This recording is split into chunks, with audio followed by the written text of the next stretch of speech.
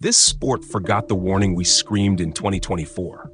The moment Marc Márquez touched Gresini blue, the moment Ducati pivoted at Mugello, the moment they gambled their dynasty on a man who doesn't adapt to bikes but bends them into submission, the future was sealed. Honda's tragedy didn't start in Jerez 2020. It started years earlier, when they let a once-in-a-generation predator dictate a development philosophy no mortal rider could carry. Marc masked weaknesses. Marc rewrote limits. Marc made a flawed RC233V look divine. And because he could survive its sins, Honda lost the sense of what was truly broken. Ducati watched that unravel and still said, "We will manage the Titans." Then 2025 arrived, and the GP25 kneeled only to one rider. Marc obliterated the grid. Pecco shattered under the geometry he could no longer bend.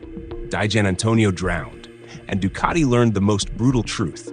A bike designed around an alien becomes a curse for humans. Haro didn't reveal a secret. He confirmed the prophecy. So now the question burns the paddock alive. Did Ducati crown their god or build another Honda-shaped coffin? Comment your first reaction. The lights in Bologna don't shine anymore. They flicker, like sparks coming off a dynasty grinding against the edge of its own arrogance.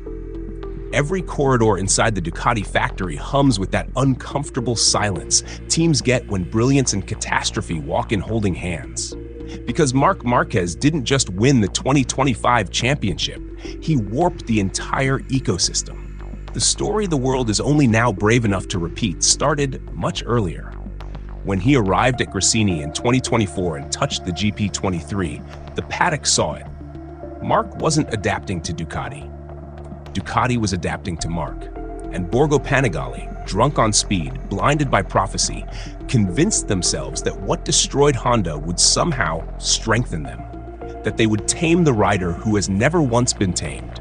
That their structure, their engineers, their simulation models, their multi-rider philosophy would resist the gravity of the sport's most dangerous son. Then, the GP25 happened. A bike that followed only one signature.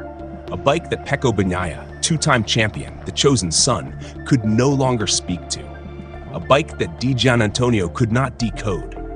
A bike that turned corners like a cathedral collapsing under thunder when anyone except Marc tried to ride it at the edge. Haro wasn't attacking Ducati. He was describing déjà vu, and Ducati hates how much of it feels familiar. Who carries destiny into the grid, and who carries doubt? Comment below. The strangest thing about 2025 wasn't Marc Márquez winning. It was how predictable it looked in hindsight. From the Thailand opener to the Portimao dagger, every conversation in the paddock carried the same unspoken tension. Ducati wasn't developing a bike. Ducati was building a throne. And a throne has only one rightful occupant. You could feel the fracture forming in February testing. Sepang whispered it. Bararam confirmed it. Jerez carved it into stone. The GP25 didn't talk to riders. It talked to one rider. Pecco and Diggia spent half the season trying to decode a motorcycle that refused to acknowledge his existence. The front-end load shifted differently. The anti-squat behavior under acceleration tightened in ways he didn't request. The aero wake under trail braking favored Marc's violent corner entry style and punished Pecco's smooth, classical arcs. Every lap he rode, the bike felt like it was speaking a dialect he once understood but now heard distant, distorted, wrong. Antonio tried to survive the early rounds. But survivability is not compatibility. The GP25 didn't reward intelligence. It rewarded aggression at Marc's altitude. It rewarded impossible lean angles. It rewarded a man who could override physics and call it Tuesday. And Ducati, whether they admit it in public or whisper it behind glass walls, shaped it that way.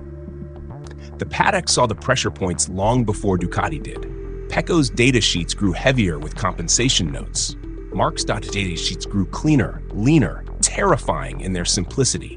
Where Pecco needed 7 reference adjustments across a weekend, Marc needed 2, sometimes 1. That is how dynasties collapse, not in loud failures, but in silent efficiencies. Then Haro said the quiet part loudly. This wasn't Marc shaping Ducati. It was Ducati repeating Honda's fatal mistake. At Honda, Marc didn't ask for the bike to be tailored to him. His talent forced the bike toward him. That is the curse of an alien. The machine molds to his extremes, not the other way around. The engineers follow what works, the data follows the winning line. The success creates gravity, and gravity pulls everything into one orbit. Haro's warning wasn't philosophy. It was an autopsy wrapped as a sermon. Marc masks problems. Marc rides above limitations. Marc normalizes danger.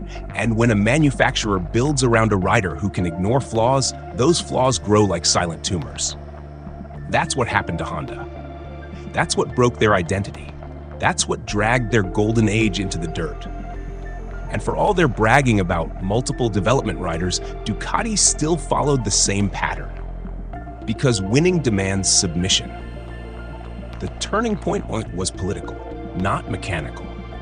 When Ducati forced Marc to take development power for the GP26, but he pushed the responsibility toward Pecco, you saw the panic ripple through engineering corridors.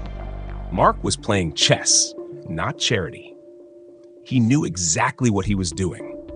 Give Pecco the steering wheel of development, and the whole factory must live with Pecco's interpretation of Marc's machine. That's the trap. That's the power play.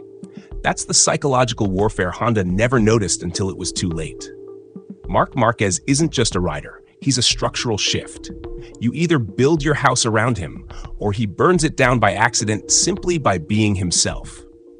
And then came Ducati's counterstroke. They elevated Álex Márquez to full factory-spec machinery for 2026, not as reward, not as nostalgia, as calibration, as control, as the antidote to the Marc distortion field. Because if Marc bends reality, Álex measures it. Álex is precise. Álex is methodical. Álex fine-tunes in ways Marc never bothers to. And if Ducati fears that Marc is dragging the GP26 toward the supernatural, Álex is the only rider who can translate that world back into human language. That move wasn't political. It was survival. Aprilia saw all of this. KTM pretended not to. Yamaha prayed this chaos would slow Marc down. It didn't. But the true dread of 2025 came from something far simpler. Marc didn't look like a rider returning to glory. He looked like a rider taking revenge on the years stolen from him. And Ducati handed him the exact weapon he needed. The GP25 wasn't a bike, it was a blade.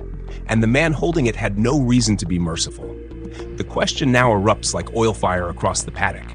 Is this genius control or the early stages of Ducati's destruction? Comment below.